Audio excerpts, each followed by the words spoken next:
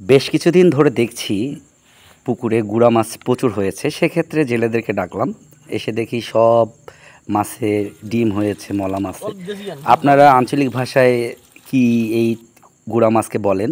আমরা তো বলি ডারকা, পুঁটি, মলা। আপনারাই দেখেন কি পরিমাণ গুড়া মাছ হয়েছে।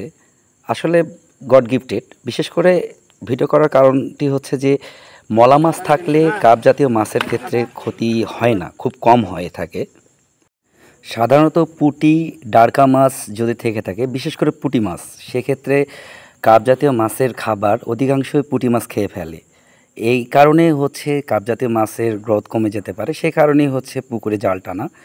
তো ধরো পুঁটি ধরো, ওগুলো রুই ছাড়ো। ঝুড়ি আছে, হ্যাঁ ঝুড়ি আছে, ঝুড়িটা দাও তো।